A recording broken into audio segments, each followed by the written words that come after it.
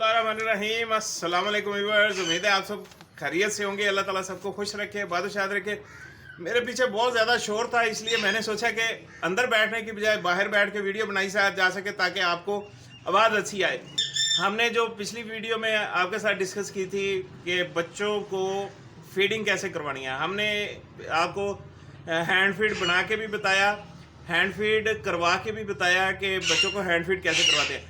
बहुत सारे हमारे दोस्त हैं जिनके बच्चे एक्सपायर हो जाते हैं। बहुत सारे ऐसे शौकीन हैं जो बहुत बहुत महंगे पैरट्स के बच्चे परचेज़ करते हैं, लेकिन इंफॉर्मेशन ना होने की वजह से वो बच्चे उनके एक्सपायर हो जाते हैं। तो आज की वीडियो में हम आपके साथ डिस्कस करेंगे कि बच्चे एक्सपायर क्यों होते हैं, उनकी क्या क्या एहतियात है, कि किन किन बातों का हमने ख्याल रखना है। ये सारी बातें हम आज डिस्कस करेंगे। वीडियो को एंड तक लाजमी देखिएगा ताकि आपको वन बाय वन हर चीज़ की समझ आ सके। वीडियो को स्किप करके थोड़ा सा नॉलेज मिलेगा, बाकी का हो सकता है कि आपके जो बहुत सारे ऐसे सवाल हैं जो आपके क्लियर हो जाएं वीडियो के मिड में या एंड में। तो इसलिए रिक्वेस्ट ये है कि वीडियो एंड तक लाजमी देखा कीजिए। तो क्वांटिटी अगर ज़्यादा है तो आपको बच्चों की एहतियात भी ज़्यादा करनी है। अगर क्वांटिटी कम है, एहतियात फिर भी आपने करनी है।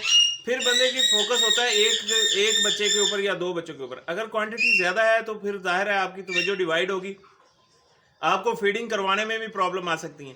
तो ये ख़ास ख्याल रखिएगा दोस्तों, जिन दोस्तों के पास क्वांटिटी ज़्यादा है वो बिल्कुल भी लापरवाही ना करें। बच्चे का क्रॉप, बच्चे का जो पोटा होता है वो आपने देखना है। अगर बच्चे का क्रॉप पूरी तरह खाली नहीं है तो आपने बच्चे को फीड नहीं करवाना। बहुत सारे दोस्त हमारे गलती ये करते हैं कि कुछ फीड बच्चे के क्रॉप के अंदर मौजूद होती है तो उसको फिर दोबारा से फीड करवा देते हैं। ओवर फीडिंग की वजह से बच्चा वॉमिट करना शुरू कर देता है। बाज़ दफ़ा ये भी होता है कि फीड अंदर पड़ी रहने की वजह से बच्चे का पोटा स्टक हो जाता है, या वो जो फीड पड़ी हुई है अंदर वो फंगस की शक्ल इख्तियार कर जाती है, तो आहिस्ता आहिस्ता बच्चा बीमार होके एक्सपायर हो जाता है। तो हमने इन सारी बातों का दोस्तों ख्याल रखना है। अगर बिलफर्ज आपने ओवर फीड करवा दी है तो फिर उसका हल क्या है। देखें, ओवर फीड तो हम बहुत सुनते हैं, लेकिन ओवर फीड का सलूशन भी तो होगा ना कोई। तो आपको सलूशन बताते हैं। ओवर फीड का सलूशन दोस्तों ये है कि जिस सिरिंज के साथ आपने बच्चे को फीड करवाया है उसी सिरिंज के अंदर थोड़ा सा पानी ले लेना है। आपने थोड़ा सा पानी लेने के बाद आपने उस बच्चे के क्रॉप के अंदर इंजेक्ट कर देना, जैसे फीड करवाते हैं बच्चे को। पानी उसके अंदर इंजेक्ट करके आपने वापस उसको खींच लेना है फीड को। तो वो जो पानी अंदर गया होगा वो फीड में मिक्स होगा, और जब आप वापस सिरिंज से खींचेंगे तो उसमें से काफ़ी सारा जो है वो फीड जो है वो बाहर आ जाएगा।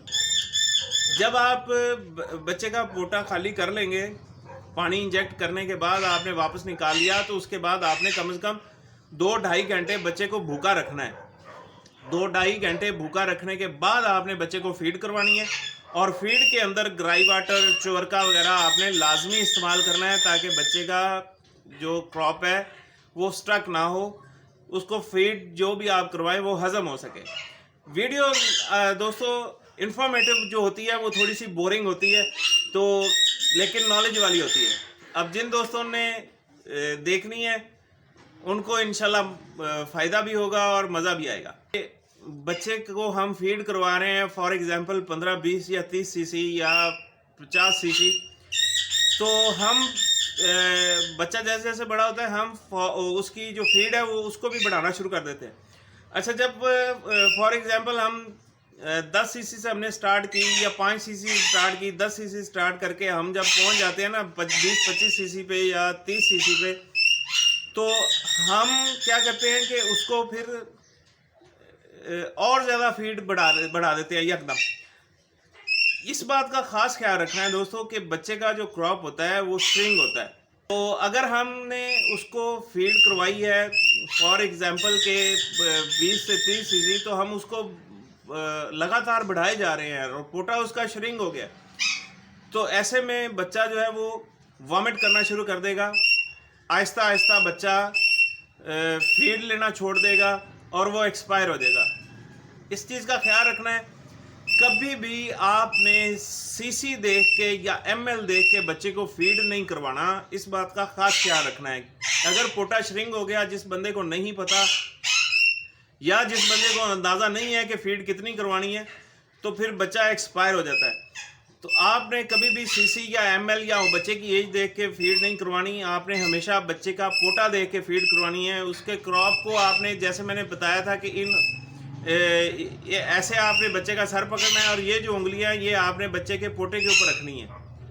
ये जो 3 उंगलियां, ये जब आप बच्चे के पोटे के ऊपर रखेंगे और दूसरे हाथ से आप उसको फीड इंजेक्ट कर रहे होंगे, तो आपको इन 3 उंगलियों से अंदाज़ा होगा कि बच्चे का पोटा कितना भर गया है। अगर वो इतना भर गया है कि काफ़ी है, तो फिर आपने मज़ीद फीड नहीं करवाना। अगर पोटा भर गया है, बहुत ज़्यादा फूल गया है, टाइट हो गया है, तो इसका मतलब है कि ओवर फीडिंग हो गई है, तो फिर बच्चा वॉमिट कर सकता है। तो सबसे मेन चीज़ है कि आपने कभी भी सीसी एमएल में ब्रीड नहीं करवानी है। उम्र के हिसाब से ब्रीड, बच्चे के पोटे के हिसाब से ब्रीड करानी है। जब आप बच्चे के पोटे के ऊपर हाथ रख के फीड करवाएंगे, पोटा श्रिंक भी हुआ होगा, तो आपको पता चल जाएगा। इसके बाद एक और अहम चीज़, टेम्परेचर। हमने बच्चा उठा लिया बॉक्स से, तो वहाँ टेम्परेचर और था, जहाँ हमने रखा है वहाँ टेम्परेचर और है। तो टेम्परेचर कितना होना चाहिए, इस बात का भी ख्याल रखना है दोस्तों। आजकल तो वैसे भी मौसम गर्मी का शुरू हो गया है, तो इतनी ज़्यादा प्रॉब्लम नहीं है। आपको मैं उम्र के हिसाब से थोड़ा सा आइडिया दे देता हूँ रफली, ताकि आपको अंदाज़ा हो जाए। जब हम बच्चा उठाते हैं 5 से 10 दिन, और 5 से 10 दिन का जो बच्चा है उसको टेम्परेचर चाहिए होता है 35 से 36 डिग्री सेंटीग्रेड, उसको टेम्परेचर चाहिए। और जब वो बच्चा अपनी पिनों पे आ जाए, तो फिर आप उसको 30 डिग्री सेंटीग्रेड रेगुलर टेम्परेचर दें, तो बच्चा आपका इंशाल्लाह अच्छी ग्रोथ के साथ बच्चा आपका पलेगा। फिर एक और गलती है कि जब बच्चा सेल्फ होने के करीब आता है, चलो खैर सेल्फ होने वाली बात हम बाद में करते हैं। हम पहले टेम्परेचर की बात कर रहे थे। टेम्परेचर से एक और बात याद आ गई है कि बहुत सारे हमारे दोस्त जो मेरी तरह अनजान होते हैं, वो क्या करते हैं कि फीड नीम गर्म पानी में बनाते हैं और गरम फीड बच्चों को इंजेक्ट कर देते हैं। इसका नुकसान होता है दोस्तों, बच्चे बीमार हो जाते हैं, पोटा बाज़ दफ़ा जल भी जाता है। और बहुत सारे ऐसे भी केस सुनने को मिले हैं कि बच्चे के पोटे के ऊपर स्टिचिंग की नौबत आ गई है। अब ये है कि जब आपने फीड तैयार कर लेनी है नीम गर्म पानी में, तो आपने अपने उल्टे हाथ, जो आपका बायां हाथ है, बाएं हाथ के ऊपर आपने इस जगह पे, इधर नहीं, क्योंकि इधर आपको हीट का सही अंदाज़ा नहीं होगा, आपने इस जगह पे थोड़ी सी फीड गिरानी है, लगानी है, ताकि आपको पता चल जाए कि वो कितनी गर्म है। अगर आपकी जिल्द जले नहीं और आपको टेम्परेचर उसका ठीक महसूस हो, तो आपने बच्चे को फीड करवानी है। अगर आपको लगे कि आपकी फीड जो है वो गर्म है, तो आपने गरम फीड बच्चे को नहीं करवा देनी। आपने पहले यहाँ डाल के चेक कर लेना है, फिर आपने बच्चे को फीड करवानी है। ये फीड का टेम्परेचर हो गया। अब जो बात हम पहले कर रहे थे वो रह गई कि जब बच्चे सेल्फ हो जाते हैं तो हम फीड करवाना बंद कर देते हैं। दोस्तों, बच्चा जब सेल्फ होता है ना, तो जैसे इंसानों के बच्चे सेल्फ होते हैं, तो हम क्या करते हैं, हम उनको ठोस ग़िज़ा पे लगाते हैं। अब जब ठोस ग़िज़ा पे लगा लेते हैं, तो फिर साथ हम बच्चों की जो फीडिंग होती है, बच्चे जो दूध पी रहे होते हैं, माँ का दूध पी रहे होते हैं, या गाय भैंस का या डब्बे वाला, हम वो बंद नहीं करते। इंसानों के बच्चों के साथ हम ऐसा करते हैं। जब हम पैरट के चिक्स लेके पाल रहे होते हैं, तब जब वो सेल्फ होने के करीब होते हैं, तो हम उनकी फीड कम कर देते हैं और बाज़ दफ़ा फीड हम बंद ही कर देते हैं। बच्चे यकदम हर चीज़ खाना नहीं स्टार्ट कर देते दोस्तों। जब तक आपका किसी भी पैरट का बेबी है, जब तक वो अच्छी तरह सेल्फ नहीं हो, जब तक वो ऊपर वाली चीज़ें, जो बाकी की चीज़ें हैं, फ्रूट हैं, वेजिटेबल हैं, बाकी की चीज़ें जो वो खानी अच्छी तरह स्टार्ट नहीं कर दे, आपको फील हो कि उसकी भूख उनसे पूरी हो रही है, तो आप फीड बंद करें। अदरवाइज आपने उसको फीड लाजमी करवानी है।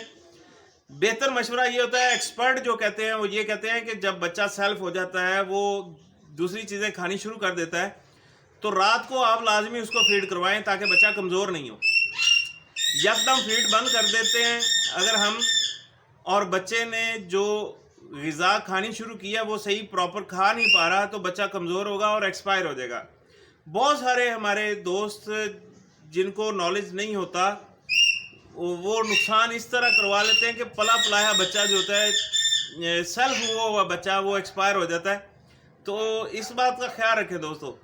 कैसे पता चलेगा जब हमने बच्चा परचेज़ करना है? ये उन दोस्तों के लिए है जिन्होंने बच्चे परचेज़ अभी करने हैं या करने का सोच रहे हैं या फ्यूचर में प्लान बना रहे हैं। तो कैसे पता चलेगा कि बच्चा हेल्दी है, एक्टिव है जो हम परचेज़ कर रहे हैं? आपने बच्चे को चेक करना है, पकड़ के हाथ पे रख के। बच्चा एक्टिव होना चाहिए, उसकी एक्टिविटी आपको बता देगी कि बच्चा ढीला ढाला नहीं है, सुस्त नहीं है। दूसरी चीज़, आपने बच्चे के पंजे चेक करने हैं, बच्चे की आंखें चेक करनी है, बच्चे का नाक चेक करना है, बच्चे की चोंच चेक करनी है। और ये सारी चीज़ें देखने के बाद आपने बच्चे की एक्टिविटी देखनी है, उसका वेट देखना है कि बच्चा कमज़ोर तो नहीं है, उसकी सीने वाली हड्डी तो नहीं निकली हुई, उसको किसी किस्म की कमज़ोरी तो नहीं है। अगर हेल्दी एक्टिव बच्चा है, ये सारी चीज़ें जो मैंने आपको बताई हैं वो सारी चीज़ें उसके अंदर पूरी हैं, तो फिर आप बच्चा परचेज़ कर सकते हैं। ये उन दोस्तों के लिए है जो मेरी तरह अनजान होते हैं और पहली दफ़ा जिन्होंने बच्चा परचेज़ करना होता है, उनके लिए ये एक टिप है जनाब। अगर एक और भी एहतियात है, जो दोस्त बच्चे परचेज़ करते हैं, फॉर एग्ज़ाम्पल एक बच्चा उन्होंने लिया किसी दोस्त से, फॉर एग्ज़ाम्पल रिंग नेक का ले लिया, अब किसी और जगह से उन्होंने एक बच्चा सनकनौर का ले लिया या रा का ले लिया, तो अब करना ये चाहिए कि असूल ये है कि उसके लिए अलग सिरिंज हो, उसके लिए अलग सिरिंज हो। अलग अलग जगह के जो बर्ड होते हैं दोस्तों, उनमें मुख्तलिफ़ किस्म के वायरस हो सकते हैं, उनमें मुख्तलिफ़ तरह की डिजीज़ हो सकती हैं। तो अगर हम एक ही सिरिंज से दोनों को फीड करवाएंगे तो खुदा ना खास्ता अगर एक बीमार है तो दूसरा भी बीमार हो जाएगा। अगर आपके पास ऐसे चिक्स हैं जो 2 जगह से या 3 जगह से आए हैं, तो मेरा ख्याल है कि वो 20-30 रुपए की या 40-50 रुपए की सिरिंज अगर हम नहीं ले लेंगे, तो इतने जो हज़ार लगा के हमने बच्चा परचेज़ किया है, चिक्स परचेज़ किए हैं, उनके लिए जनाब सेफ्टी हो जाएगी ये। तो ख्याल ये रखिएगा कि अगर 2-3 जगह से आए हैं बच्चे, तो सिरिंज अलग अलग यूज़ करें तो बेहतर है। ये भी होता है कि अलग उम्र के बच्चों के लिए अलग सिरिंज, ऐसा भी होता है। जो लोग ज़्यादा केयर करते हैं, कॉन्शियस होते हैं, वो ऐसा भी करते हैं कि जो जस्ट अभी उन्होंने बच्चे उठाए हैं बॉक्सेस से, उनके लिए सिरिंज उनकी अलग होगी। जो बच्चे सेल्फ हो चुके हैं उनको भी वो फीड करवा रहे हैं, उनकी सिरिंज अलग होगी। इससे बीमारियों के जो रोकथाम है ना, उसमें बड़ी मदद मिलती है। ये तो थी दोस्तों आज की वीडियो, जहाँ तक टूटा फूटा नॉलेज था आप दोस्तों के साथ शेयर किया है। बहुत बहुत शुक्रिया आप दोस्तों का वीडियो देखने का। अपने पैरोकार अपने चैनल का ख्याल रखिए। मिलते हैं नेक्स्ट वीडियो में, तब तक के लिए इजाज़त दें। अल्लाह हाफिज़।